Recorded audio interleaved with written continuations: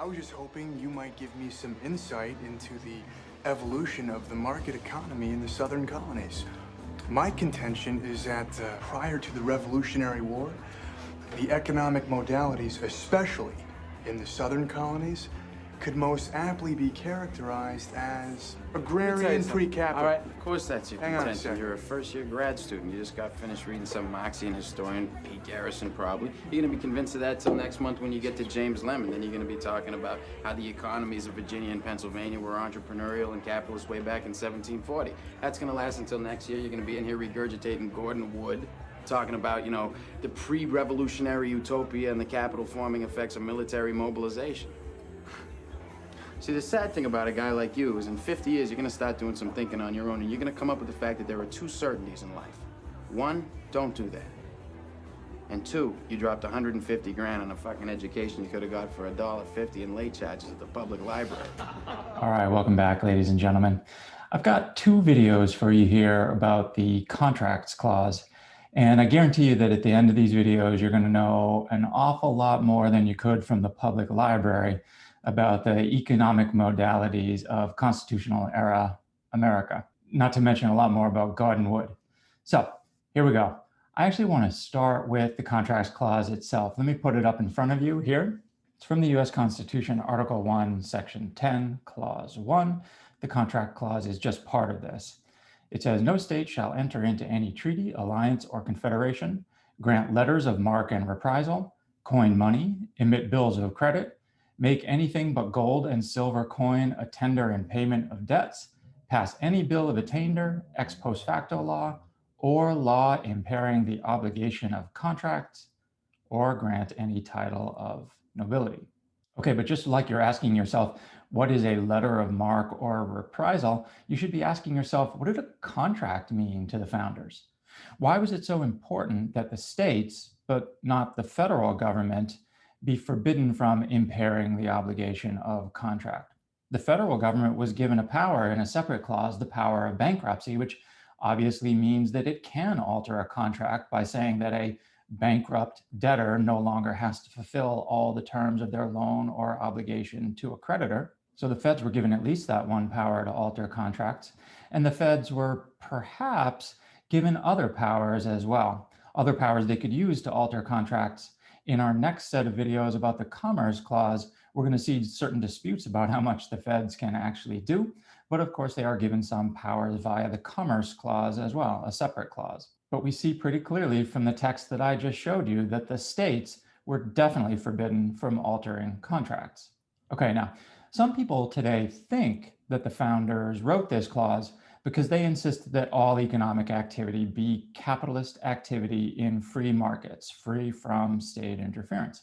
Those people say that the founders assumed that private parties would make deals with each other to trade goods, services, and labor and so forth, but also especially to trade in the resources needed for production like raw materials, land, and factories, and indeed even to trade in the capital like loans or financing that they would use to then acquire those resources. If the founders believed all of these things, then they must have intended the contract clause to forbid the state governments from getting involved in these, quote, private transactions. The founders, in other words, these people claim, must have intended a capitalist system. All the government should do is enforce private contracts and maybe sometimes intervene to eliminate monopolies or break up trusts or prevent price fixing between private actors in the markets, but no more than that. Now, the people who make this argument believe that much of the modern regulatory state goes just too far in regulating private transactions, and that in fact, the contract clause really should actually forbid a lot of that regulation. They think that courts from the New Deal to today have simply been too weak or too ideological to enforce what this clause they think clearly says. But the correct interpretation of this clause, they say, is simply in disuse. They sometimes say it is in exile, but it could be brought back. It is, after all, the correct interpretation of this clause. And a large number of those people argue for a return to what is called the Lochner standard, which is going to end this set of two videos. That's the standard named for Lochner versus New York, a 1905 case that we're going to examine in depth today and in class. Okay, so that's one side in the debate. There is another Marxist side in the debate being cited by that pretentious grad student. We're going to hear a little bit about that view later as well. But other scholars have actually questioned this entire history. For instance, the historian Gordon Wood has called this process, quote, the invention of American capitalism. He says there was a process by which America invented itself as a capitalist country, but he says the sort of pseudo-history that I just told you about that says that it started all the way back with the founders is itself an invention. So invention means two things for Gordon Wood. First, there was a social process through which law and international trade trends and war and even religious beliefs all changed in a capitalist direction as America reinvented itself. And sometimes this was a conscious process of becoming capitalist, but often, Wood and others argue, it was actually an unconscious and even random process.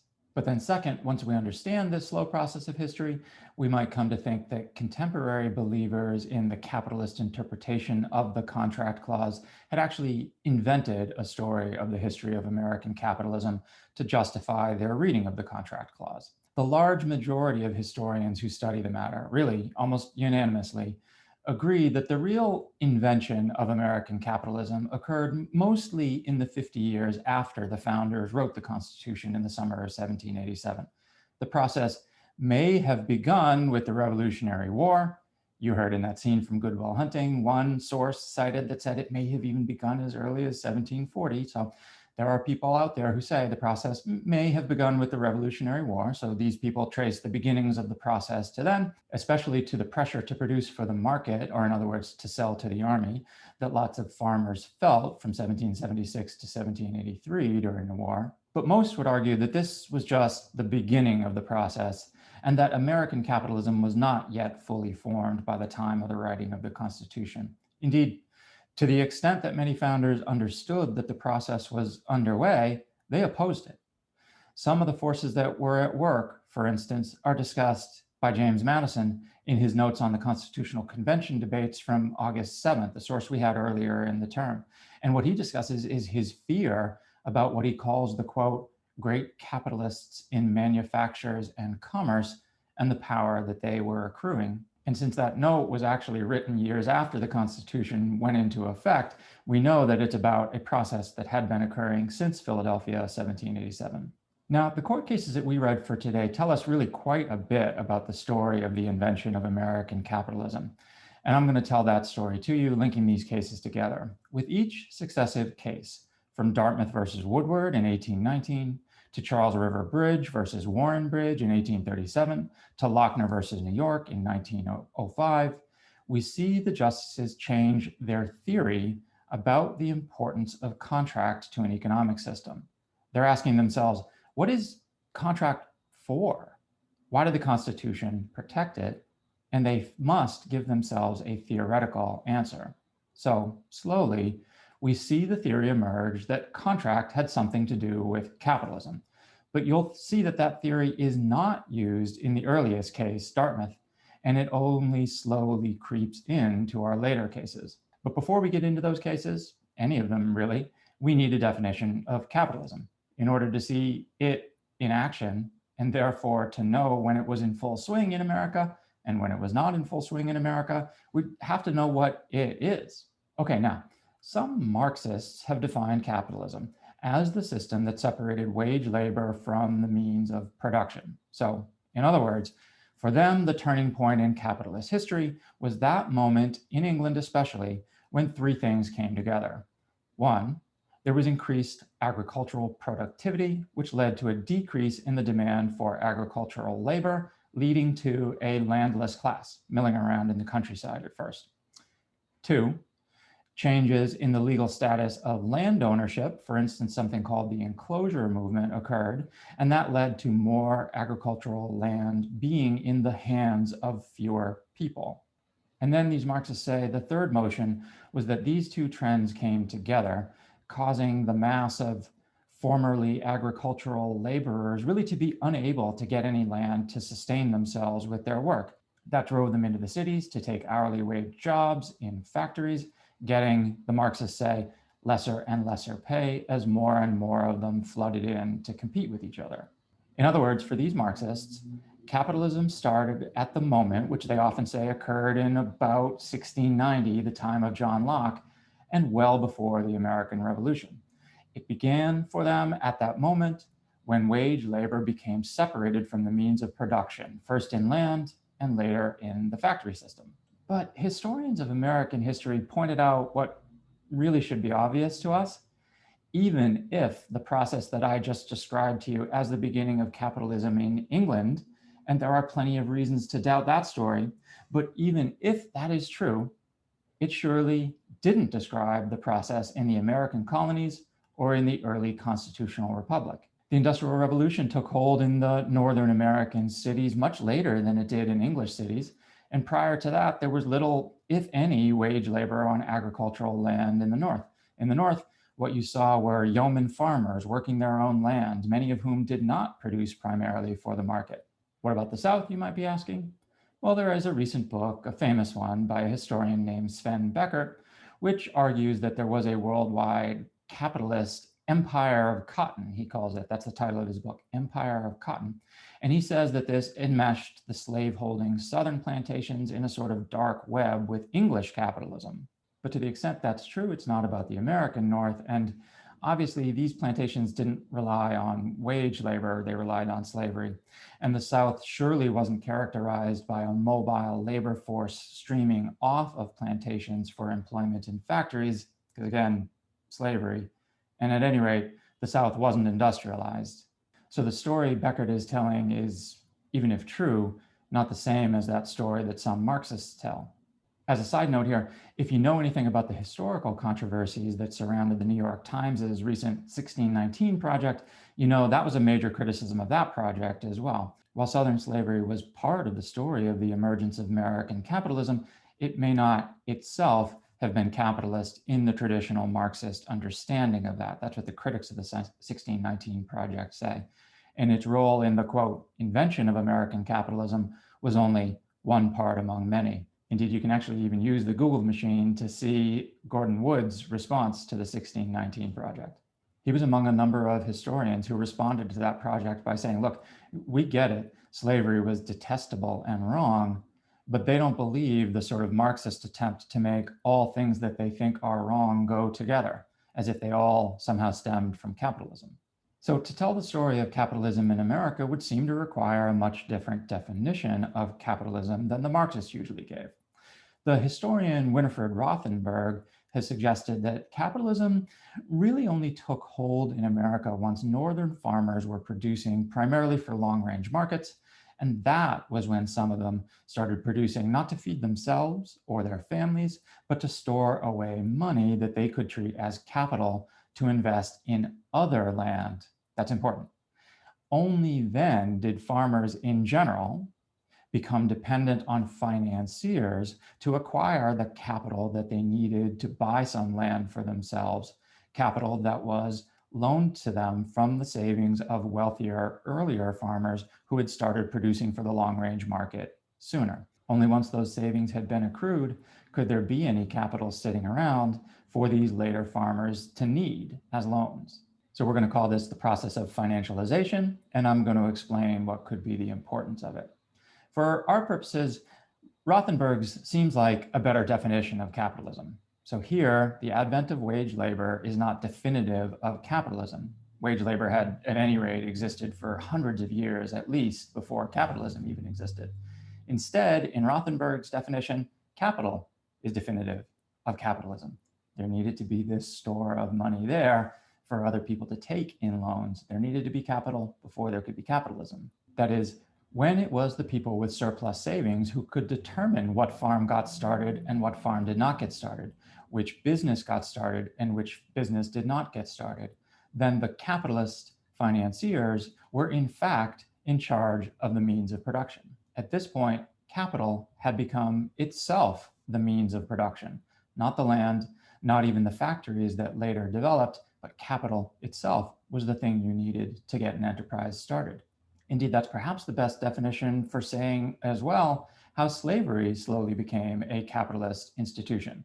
When Southern plantation owners became increasingly dependent on loans from financiers to purchase slaves, which accelerated, obviously, after the end of the external slave trade into the United States, then it was also the case that slaves, as a means of production, an asset, were controlled by capital. So with all of this, Rothenberg had created a technical definition of capitalism that's much more empirically based than the Marxist definition, and it's much more measurable than any definition that had come before it. So what she did is she went out and she collected annual price data from sellers' account books to see when it began that a lot of farmers were flooding the market with goods and driving overall prices down. Then, to study the emergence of a capital market among farmers, she examined the probate inventories, the wills of people who died, to see what assets they had and what they owed to whom. Or in other words, she studied credit and debt and wealth in the system of finance at the time. And to identify the development of labor markets, she gathered data about specific daily wage payments in farmers' account books. And she discovered that what she calls market integration, the convergence of prices for commodities, that is the same price being charged across many different markets, started sometime in the 1780s, brought about not by the creation of a landless wage laboring class, not by the appearance of industrial technology in the cities or the railroad or any other technology. So, in other words, not by the Marxist story of wage laborers being separated from the means of production and finding themselves forced to labor for industrial capitalists. Instead, Rothenberg found capitalism emerging from the purchasing and selling activities of the farmers themselves. She found the crucial turning point in the development of capital markets in rural New England, and see her point here, those are the basis for the eventual industrialization of the North. She found those to have begun in the 1780s. This was the time when the farmers were clearly lending more money, more often, to ever more scattered and distant debtors, and shifting more of their assets away from tools and livestock toward liquid forms of wealth, such as bonds, mortgages, and promissory notes, or as I've called it, financialization.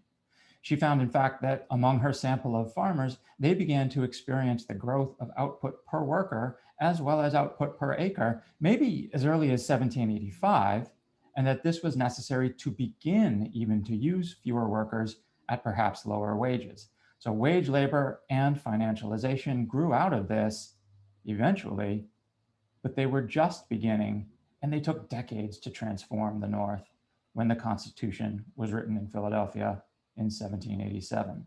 Or, in other words, if capitalism in America began to transform the landscape of agricultural markets in the 1780s, this was at most what Good Will Hunting called agrarian pre-capitalism, not industrial wage capitalism. There's no way, she's saying, that a full-fledged capitalist ideology even could have overtaken America yet. Plus, this transformation was almost exclusively in the North, not in the South.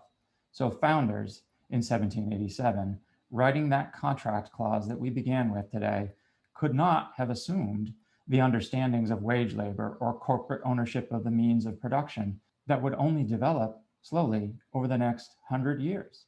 And in our next video, we're going to take that insight as the basis of our analysis of the contract clause. Whatever it meant, it cannot have been based on a complete understanding of what capitalism would only come to mean a century later. I'll see you back here for that. But I mean, if you have a problem like that, I mean, we could just step outside. We could figure it out. Oh man, there's no problem. It's cool. It's cool. Yeah. Cool. Fucking damn right it's cool. How you like me now? My boy's wicked smart.